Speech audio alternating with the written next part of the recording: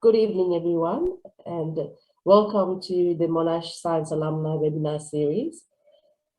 My name is Udeshka Vijayawardena, the Alumni Engagement Manager for the Faculty of Science, for those who don't know me.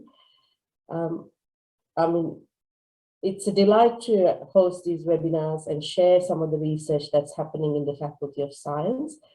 And we've got quite a lot of interest in the topic today. Close to about 600 people actually registered to attend. So all the presenters are excited to present as well.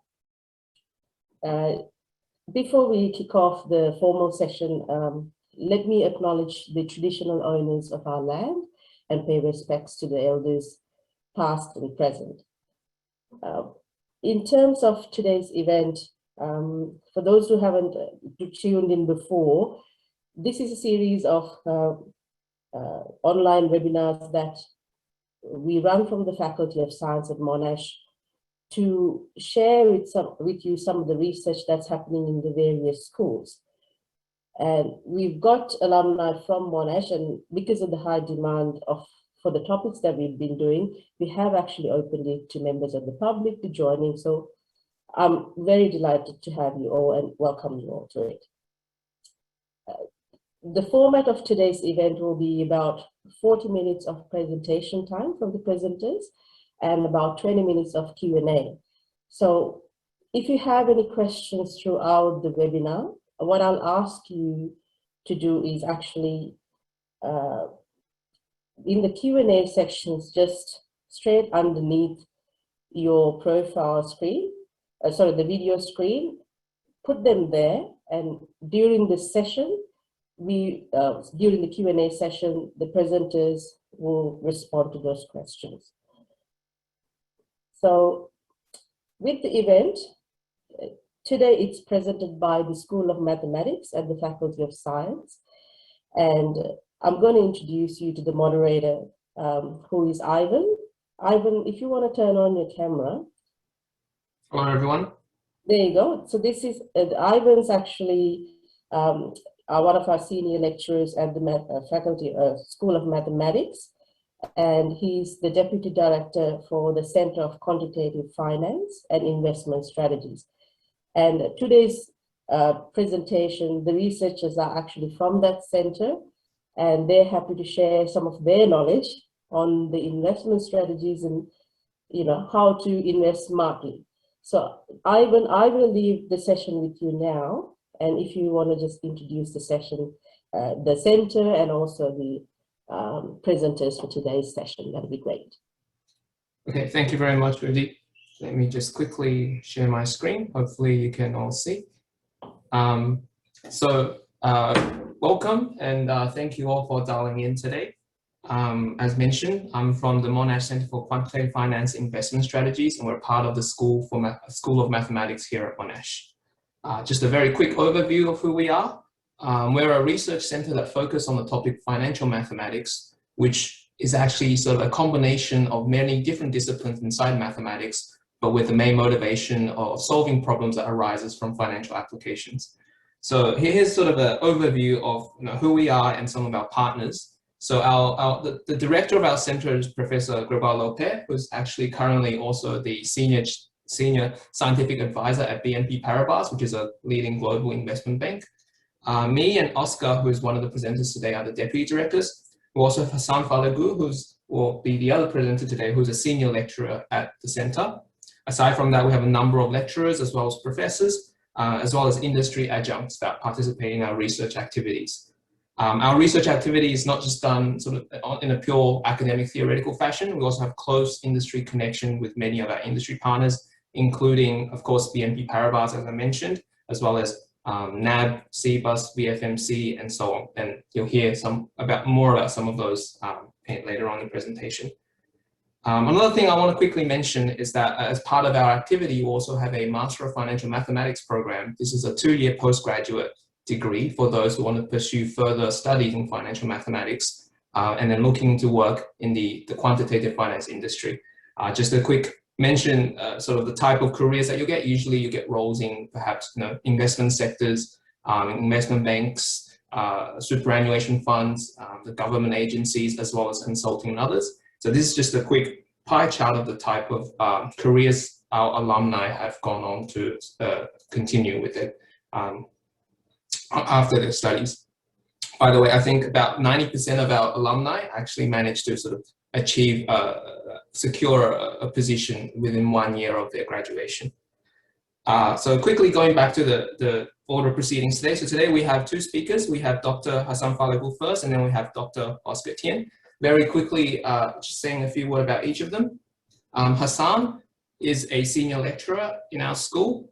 Previously, he held position at the Swiss Finance Institute at EPFL, which is a global leading institute in the area of quantitative finance. He's also held position in the Free University of Brussels. So his specializations in financial econometrics, as well as other topics such as machine learning and textual analysis and so on. We also have Oscar Tian today.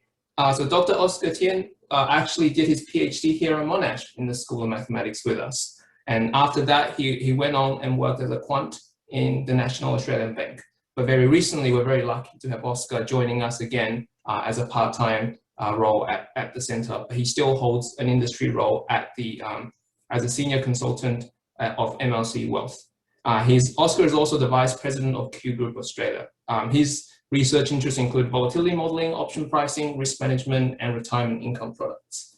So without further ado, let me hand over to Hasan, who will start the first portion of our talk today. Hey, thank you, everyone. Hello, everybody. Can you see my screen? Yeah. Okay. So before I start, I would like to make a disclaimer. So in order to make the topic homogeneous across basically audience, I have dropped mathematics, mathematical modeling behind the most of the topic in this talk. So this talk, it will be delivered in 3 parts. So I will start by basic understand what is the financial market, what's the definition, and what is the main component of the financial market. Then I will talk about the main intuition behind investment strategies. So basically, what are the empirical regularities which motivate to develop a trading strategy? And finally, I will talk about basically my ongoing research related to the unconventional data set in order to get some indication about the uncertainty that we are facing in the future and take an informed decision as much as possible. So first, what is financial market? Financial markets are places where investors are trade basically financial products such as securities, commodity, and currencies. So basically, like the other markets, people do trade, and those people usually referred by investor or trader, and the product that we trade in this market divided in several categories. So among others, we have a securities, which includes stock, bonds, or derivatives. So for example, options, future, the other contract which they sitting based on the other, their value comes underlying products such as stock and bonds, or can be those products you trade in this market, valuable metals such as gold, silver, nickel, etc., or agricultural goods such as wheat, corn, or natural resources such as oil. So these products are traded in this market through these people. But another thing is that there are 2 main rules for the financial market and why they have been created. So the first goal is for setting the price of those products. Basically, the supply and demand through those basically market will specify the price of those products, because the valuation of those companies or those products, they are not an easy task. And finally, the second, basically another most important rules of financial market is for raising capital or fund. For example, if the government has some project to want to do, and if there is not enough money, so issuing the bond, so by selling those bonds in those markets, basically can raise fund and cash in order to do this.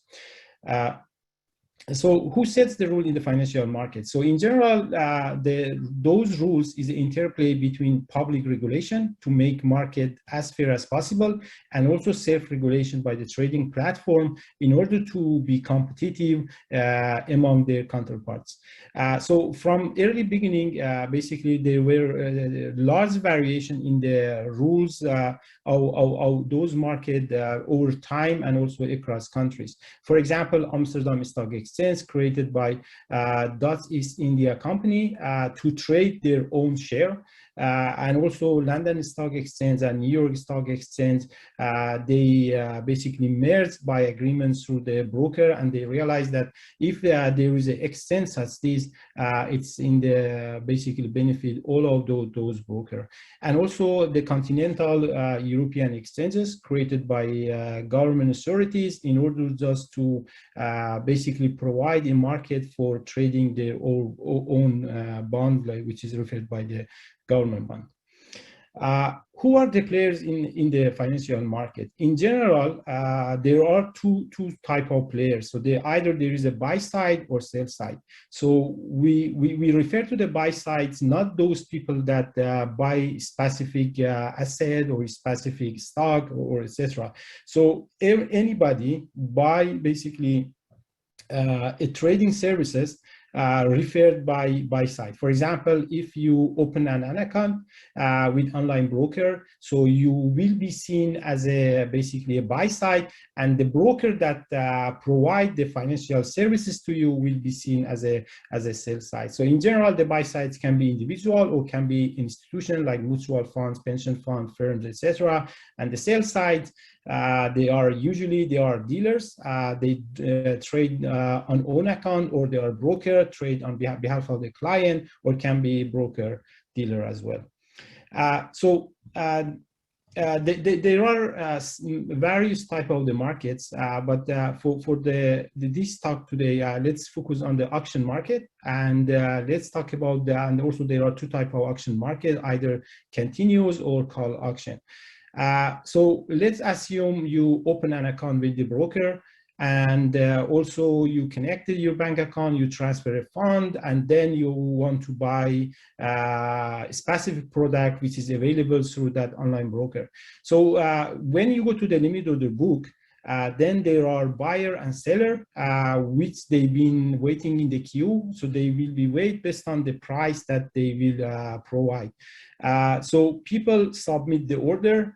So also the type of order can be market order, limit order, stop order, or etc. So based on, there are various options. But let's assume that if the order will be submitted as a market order, they will be placed in the limit order book.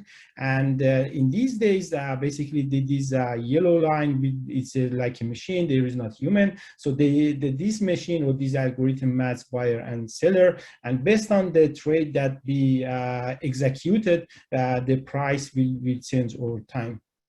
So here we have an example of the continuous auction and of a limit order book.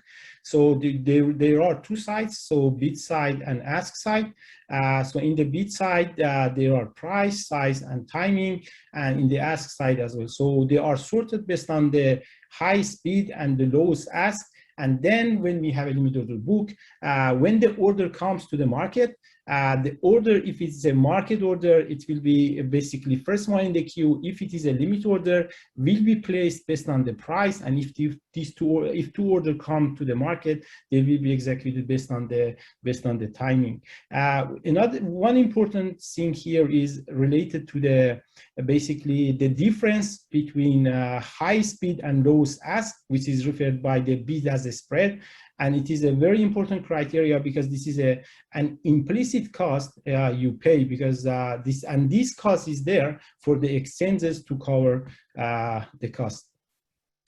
So now with this very quick introduction of the financial market and also can basically continuous auction, in the next I will talk about the liquidity or illiquidity. So illiquidity referred by degree to which transaction price deviate from the fundamental value of an asset. So the problem here is the fundamental value of asset is a latent and it is not observable and actually nobody knows it. But the transaction price, this is the price that everybody observes. So if the transaction price deviates from the fundamental value, that creates illiquidity because there will be high uncertainty about basically the value of that specific product.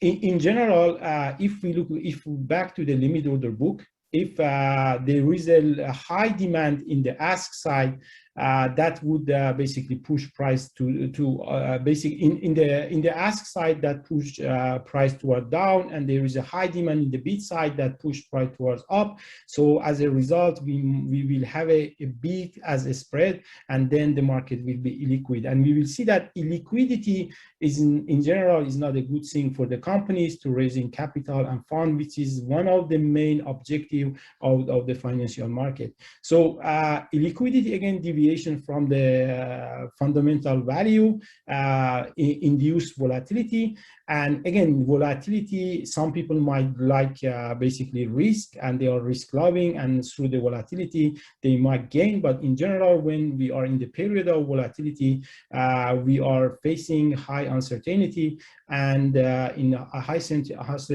uncertainty, there will be misvaluation, and also will be the other type of problems. In order to understand what is the rule of illiquidity related to the stocks, here we have two examples. So on the basically 2nd of September 2010, so this is the bid as a spread for several companies, we know IBM and Amazon, and also there is an unknown company, books a million. So we see that the spread for example, one share of the IBM, it is basically less than 1 cent per dollar, while it is about 9 cents per dollar for this unknown company. And also illiquidity, it's not static and it's changing over time. As I said, during a high period volatility, basically these value, like, if we back to the GFC 2008 crisis, so this will definitely increase for those companies because there is a high uncertainty. Another top concept which is really important in the basically in the financial market is about the price discovery. But what is the price discovery? So formally speaking, speed and accuracy with which transaction price upon available information.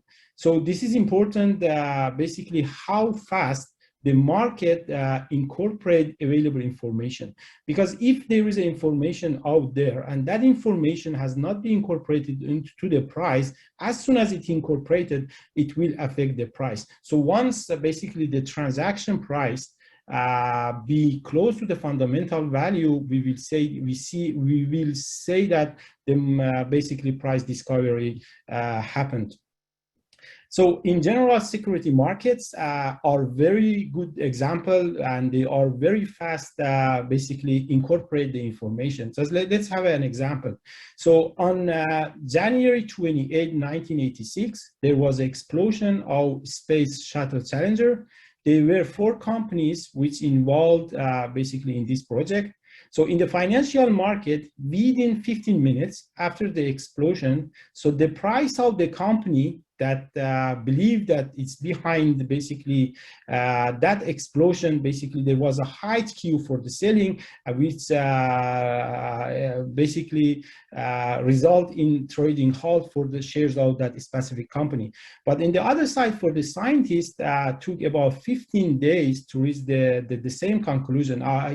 Obviously here there is some exaggeration, but what we're trying to say here, financial market, they are very fast and quick in the incorporating the information basically to the prices. So next thing is, why do we care about liquidity? Why liquidity is important? So in illiquid market, investor face higher basically trading costs. So means that when the cost is higher, the returns are lower. And so this then we back to the one of the goal of the financial market, which is the higher cost of capital for the companies to raise fund or capital to expand their business. And also volatility, as I said, volatility, it is a measure of the risk. So basically how basically quick the prices are changing. If the price changing too much, means that the market is too volatile. And in high volatility market, obviously depends on the risk preference of the people. And usually investor basically demanding higher rate of return. So again, higher cost of capital for the companies if they want to raise capital or fund to their project. So also when we have a slow price discovery, so basically if the transaction price take long time to be close to the fundamental value, means that in the portfolios that have been constructed, so it's likely there will be some errors. And again, this leads to the company's real investment choices. And again, for example, if this company, they are pension funds and etc., might lead to losses, which is directly affecting the people. So next part, I talk about the trading strategies.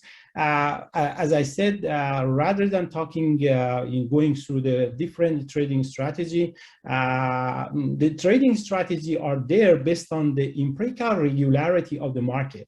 So basically, people observe some empirical facts from data, and then based on those facts, they develop some basically investment or trading strategy. So the first, the one of the main idea when people do trade, it is important that it is not only about you, what do you think about the company. So basically, it is important, what do you think the other things, because at the end, the demand, basically the people that do trading, they basically specify the price. For example, in these days, if you look, if there is a high amount of people, they are interested in the Bitcoin and they would like to buy, so then in the bid side, there will be a large queue, and those people that holding, they basically offering a higher ask price, so indeed that push the price toward up. In general, financial market can be seen as a beauty contest. So basically, the message here is that when you do trade, is not about only what do you think is the best, it's about what do you think the other things. So you need to incorporate this when you do trading. Another basically empirical fact in the financial market, you might wondering, when the market is open from basically 9 a.m. Until 4 p.m. So during this period, you might think that continuously there is a high amount of trading, but this is not the case. So here we have a graph. So each of these on the x-axis represent an hour of 24 hours. So at 9, the market opens. At 16, which is the 4 market, will be closed. So in the red line, the market is closed and the blue market is open. We see that at the beginning, at the end of basically opening of the market and the closing of the market, we observe the basically a U-shape. So this means that the most trading activity happening at the first half and the last half of the trading. And also another, here we have another graph about the activity of the investor during each day of the week. So obviously on the weekend, people not working, and also keep in mind during the weekend, there might be some announcement, there will be a lot of news. And once the market opens, so these information will be incorporated into the prices. And usually on Mondays, we see a lot of activity. So to summarize about these trading strategies, in order to develop a trading strategy, you need to look at the empirical regularity of the data, and based on that, you can develop some trading strategy. And finally, I talk about my ongoing research. So the first one is about who influences whom and working with unconventional data set. So there is a very famous quote by Mencken, the journalist in the US. He passed away a long time ago. So he says that explanation exists. They have existed for all the time. There is always a well-known solution to every human problem, need, plausible, but wrong. So in general, for any problem we have, usually there is a simple solution, but is likely wrong. And there is a complex solution, which is right, but a few people will take that path. So in the financial, if we look at the literature in the finance about the asset pricing, there is the same problem. Because the current, I would say majority of the current theoretical model for the asset pricing rely on this fact that the people, which is their trader, only influence each other through the channel of the price. For example, me and I1, if we do trade, the only place that we can influence each other is through the price that we do trade. But in reality, it's far from that one. What do people do? So people in these days, basically in the age of information, there is basically in the short period of the time, there is a lot of news, article, tweets, and video, which I refer to these data by unconventional data set. So how we can incorporate these data set in order to make more informed and better decision in the asset pricing. So basically what we do, we first extract the investor sentiment or their beliefs best related to those company in the real time. So basically we analyze more than 3 million registered user and analyze more than 100 million messages. And at the end, we feed basically a mathematical model, some diffusion Hawkes process, to explore that, first of all, when people get excited, and if a person gets excited, this excitement propagate to the other people or not. So here we have basically two graphs.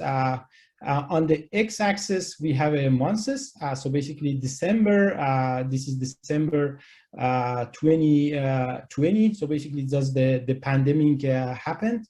Then basically we have two lines. The blue one represent the market sentiment, and the red one is the weeks. I don't have a time to talk about what is the weeks, but weeks seen as a basically fear index. So basically, when the market is very volatile, there is a high level of uncertainty, then the VIX is higher. And when the market is in the low volatility period, then the VIX is lower. We see that here exactly these two, they have a negative correlation. When the market is high uncertainty, people are really pessimistic about the basically future of those companies. So, however, if we look at the trends of the sentiment in the daily basis, there are a few points that there are big jumps. So we use these jumps to model the behavior of investor. For example, here we have three types of investor: naive, intermediate, and professional, from a period December 2012 until basically beginning of 2020. So the red represent COVID-19 pandemic. So what we observe from here, a realization is that when a jump happening, so first of all, jump happening in cluster, it is most of the time is not like we have one single jump here. So they happening in cluster, and it is not also when jump happen in one region, one investor, it also propagate to the others as well. So here what we have find, for example, during COVID-19 pandemic, so when, for example, a professional investor get excited, so it is there is a jump, and this jump propagate to the intermediate and also to a naive investor. So in other words, a professional investor can influence the behavior of the other investor as well. And finally, hedging climate change. So in these days, probably we hear a lot about the climate change. We should, because it's a very important, but from the investment point of view, how we can take informed decision and take to account the risk that we are facing from the climate change point of view. Obviously, 20 years from now, it is hard to predict what's going to happen and what kind of stocks should I have in my portfolio. So what we do in this project, we say, okay, rather than 20 years, I first drive a short-term hedge related, a short-term basically hedge target related to the climate, and then by rebalancing my portfolio, I will hedge myself over 20 years. But then the question is, what is the hedge target? So here, what we did, we look at the all guideline and regulation proposed by the government and all climate authority around the world. We extracted all unigram and bigram keywords and constructed a backup or climate change vocabulary list. And then after that, we have it. We look at the Twitter or stock tweet, basically every month, the correlation between those text and our basically bag of words of climate, and then we construct an index. And then we look at the correlation between the stocks with that index. So if there is a positive correlation, we exclude from our portfolio. If there is a negative, we include in our portfolio. So here there are top 10 keywords being repeated in those basically guidelines. So the first one is a change, climate, and the last one is a temperature and global. So now I hand over to Oscar for talk about the risk and retirement. Yeah, thank you, Hasan. So I'll share my screen. So I hope everyone can see my screen.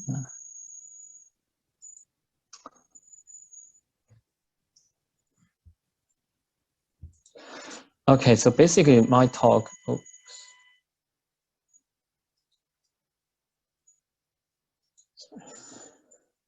so I will talk about, so Hasan talked about trading and investment. So my part, I will talk about investment risk management and protect your long-term investment, but also give you some ideas about some research interest we have in long-term investment.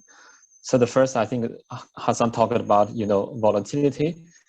And then I will talk about risk management. So why risk management can generate value for your investment. So the basic idea is if you have a good risk management in place, that will help you to preserve your capital in order to catch up, the market rebound after some crisis. So basically that's the very simple ideas why risk management can generate value for your investment. So as Hasan mentioned, so how could we measure risk? So one common measure we use is called a volatility, which is a measure of variation of price series over time. And normally, people just take the standard deviation of logarithm returns of some price series. And here, just give one example about S&P 500 index, the orange line. And then VIX is so-called, the fear index, the volatility index, or the fear index, which is just one example of many measures of volatility measures that can be used to measure, the volatility in the S&P 500 market. So basically, there's some properties of volatility, this sort of a standard deviation of the logarithms. So firstly, we call it a six tails. So basically, we find in practice, the distribution of asset returns have heavier tails than normal distribution. So basically, if you just simply assume, asset returns follows normal distribution, and it's very likely you may underestimate the risk in the real market. And secondly, we call it a volatility clustering. So basically, small price move followed by small moves, and the large moves followed by large moves. So like if you see back to 2008, or most recently the COVID-19 crisis, and you will see extreme crisis, extreme volatility, and huge jump in the equity market, within a very short time period, and day by day and the weeks by week. So basically, that's one property of the volatility. And next one is the so-called negative correlation. So basically from what we observe is there's a negative correlation between equity price and the volatility. So when price goes up, and normally you will see volatility will come down, but whereas when market drops, and then volatility will spike. So lastly, I think also Hasan touched about this a little bit, which is so-called mean reversion. So basically, volatility for this sort of, I think, concept, it's not like equity market, the underlying market. It normally tends to revert to some long-term or long-run level over a period of time. So basically, if you observe, a volatility reach to some peak level, and normally, once the market absorb all the information, the fear, and then market should drop to the normal level, and then the volatility will come down after that. And if you observe volatility stayed at a historical level as what we observed back to 2016 and 2017, and then there will be a vol spike because normally you couldn't expect the volatility will stay at that historical level for long. So basically that's sort of the properties for volatility, and hopefully that will help you to to understand what is volatility, this risk measure, and help you to manage your portfolio. So next one I want to talk about investment risk management. So just some ideas about how to help you manage the risk in your investment. So first one I would say it's called have a risk tolerance and the risk profile. So basically, everyone is greedy. You want to have as many positive returns as possible, but you also need to have a risk tolerance to accept what is the maximum loss you can withstand. And then, or you can also phrase this concept to the so-called risk profile, and then you can categorize yourself into different risk categories. You are conservative investor, balanced investor, or growth investor, and then that will be associated with some different volatility levels and also higher volatility and higher returns. And so if your portfolio can sort of fluctuate within your risk profile, and you can just stay with that rather than just switching very frequently. And secondly, you should have investment. You can have some investment time horizon in mind. So basically, there's short-term investors and the long-term investor. You need to think about what is your objective. Do you want to, you are good at a short-term trading for some risk and reward, higher risk and the reward, or you are a long-term investor, and then you can navigate through an economic cycle over 5-year or 10-year or even longer time, and then you wouldn't worry about short-term volatilities or during the market.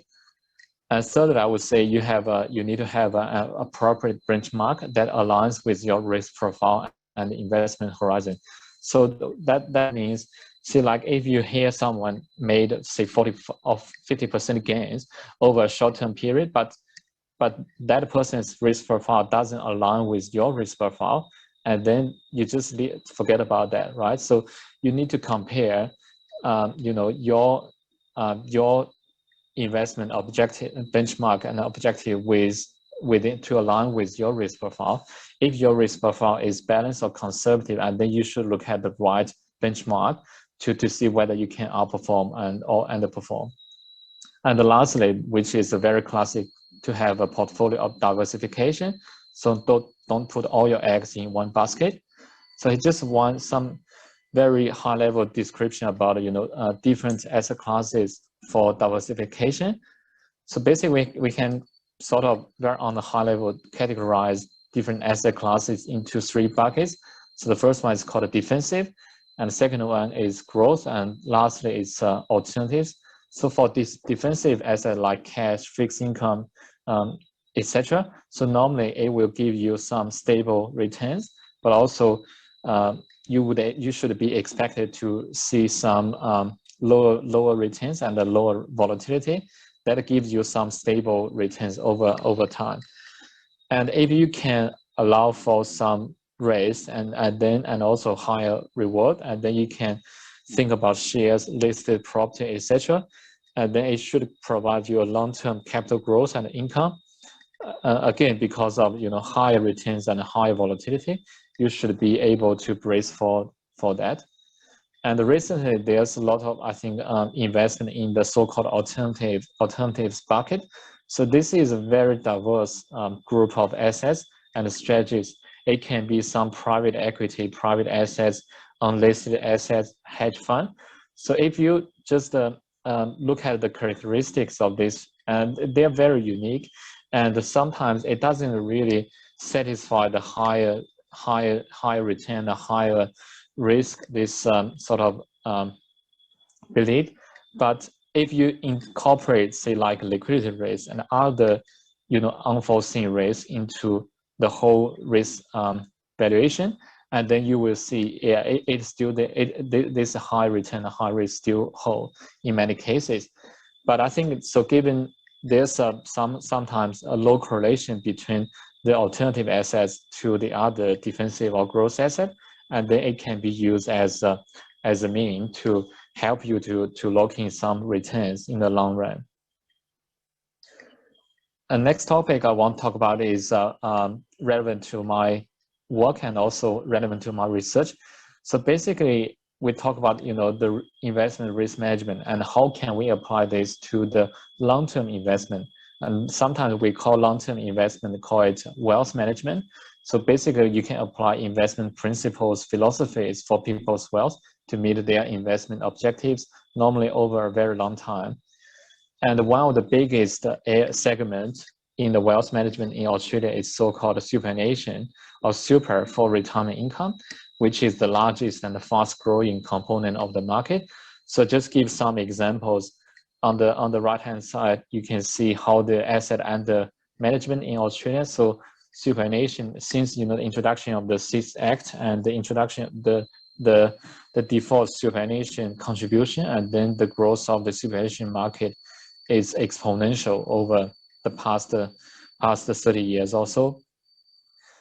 And then if you compare the Australian superannuation market to other countries, so the size, is still top 4 or top 5.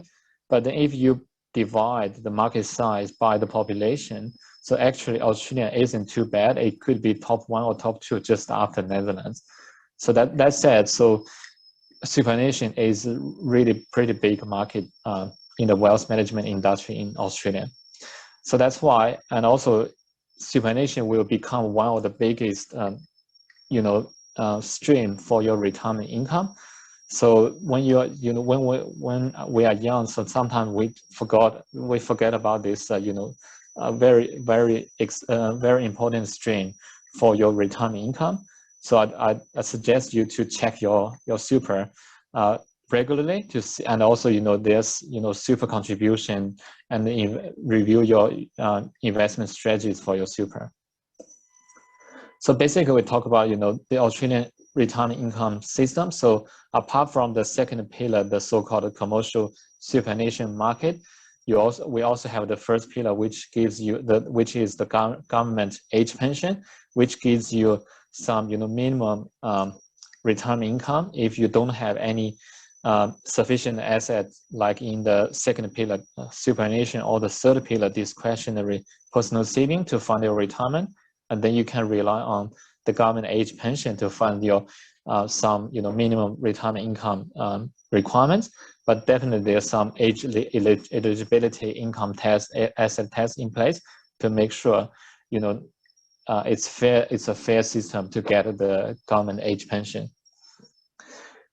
And when you look at the investment in the long horizon, and normally when we are young, we wouldn't worry too much about our super or long-term investment.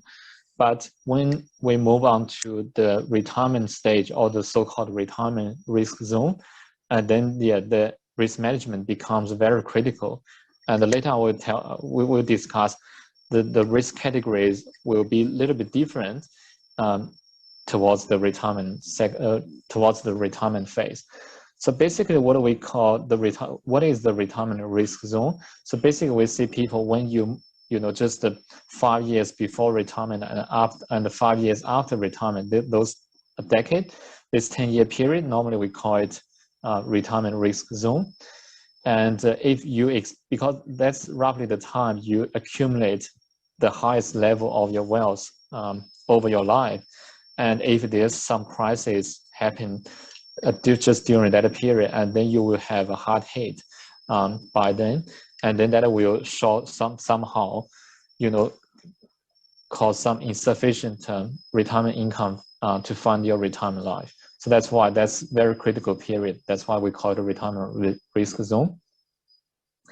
And then I said, so when we, in the early days, so normally we just, you know, worry about the market risk and inflation risk.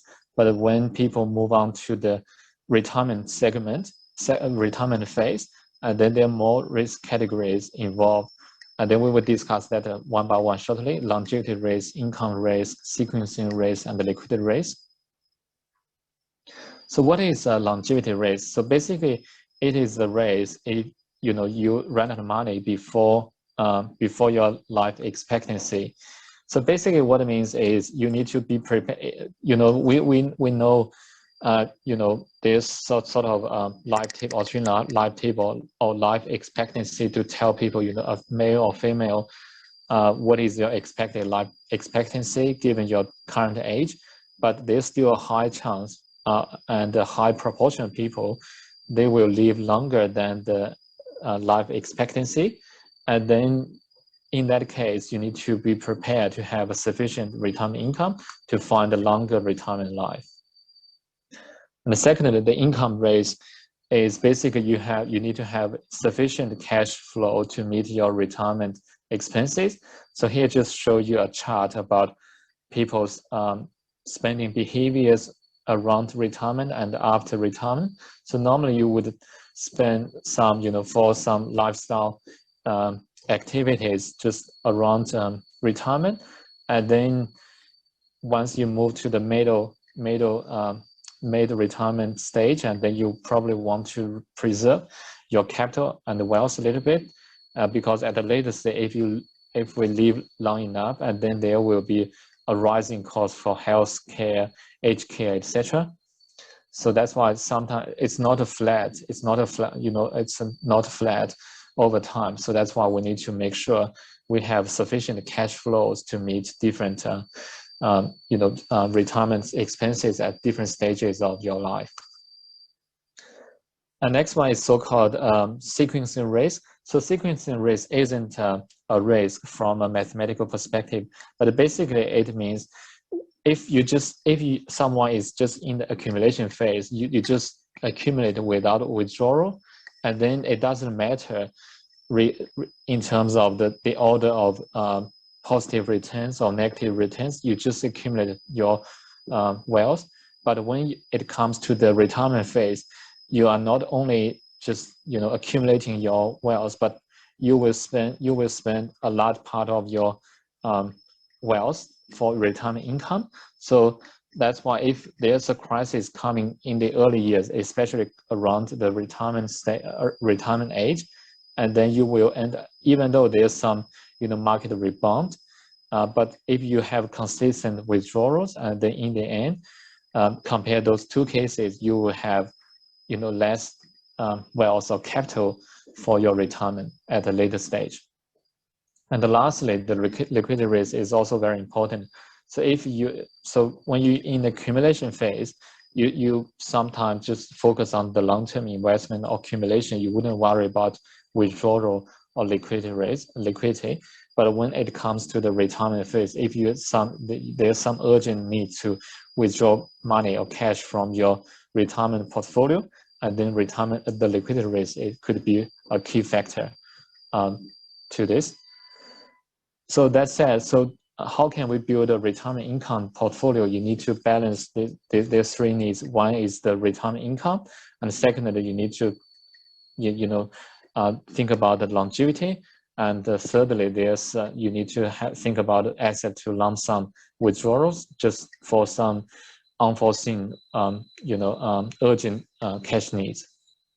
So lastly, I will talk about some research thoughts on in the long-term investment and the retirement income segment. So one area we are really interested is the design of retirement income products with modeling, pricing, hedging, and risk management. So when you design retirement products, which is different to the accumulation products, for the accumulation product, you wouldn't worry too much about withdrawal return, stable retirement income, longevity risk, sequencing risk, etc.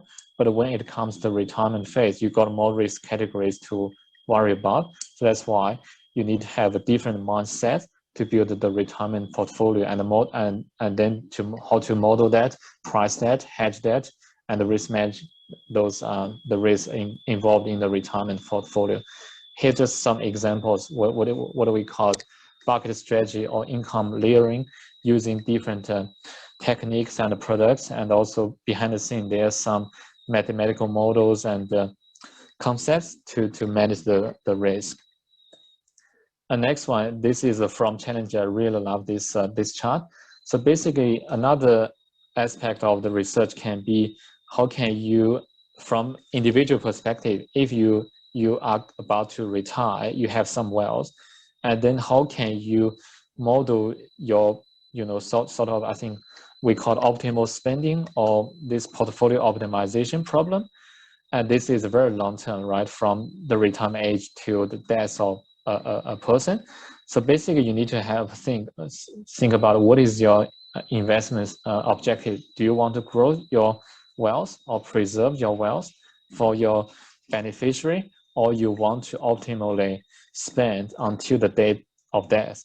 And then how can we formulate such a, this issue into a mathematical model, and then use some mathematical models to help understand the optimal portfolio optimization problem.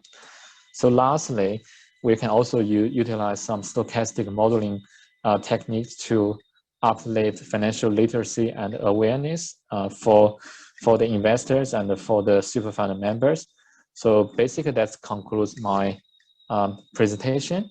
And lastly, I just give some resources reference to the regulator's website. If you're interested, you can go to the website, ASIC Money Smart website, to see there's some retirement calculators and articles talk about long-term investment and risk management.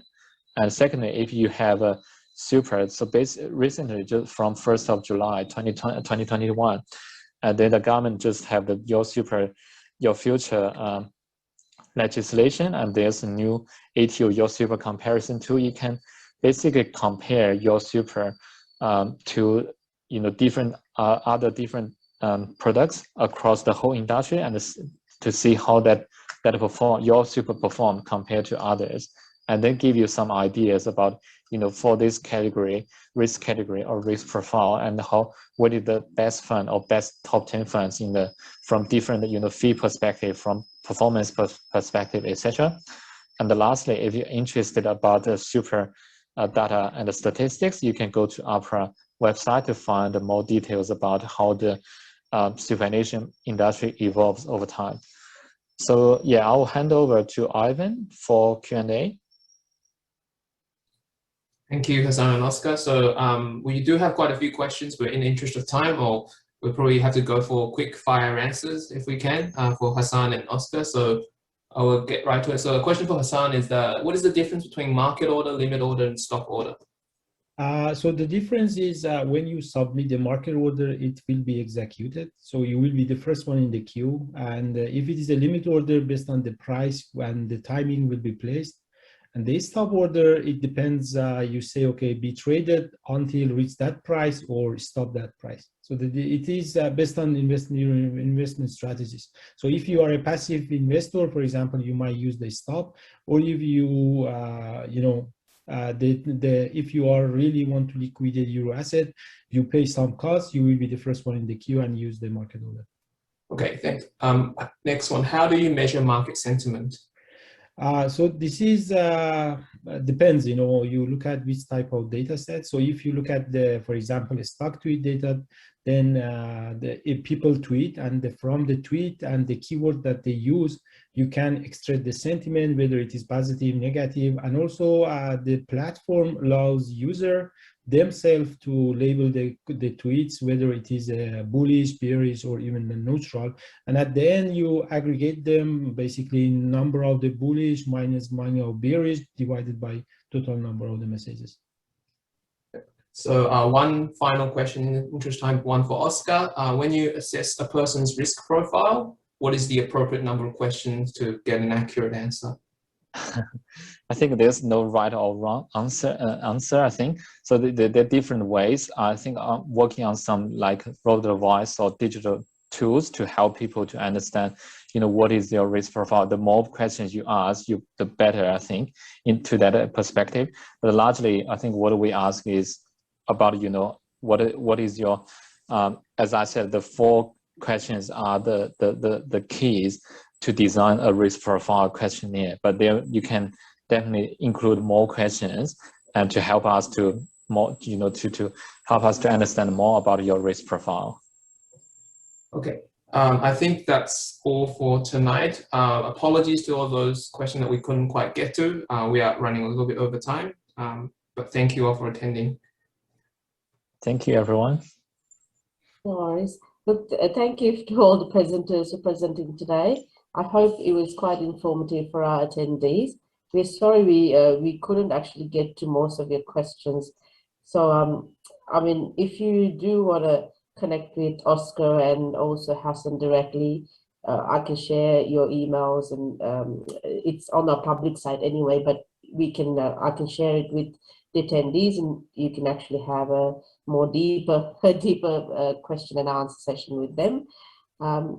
Look, I think it was something where I would share some of the screens. There were some questions around it. I will share the video, but I wouldn't necessarily share the slides. But I will definitely share the video to all the attendees who are attending today.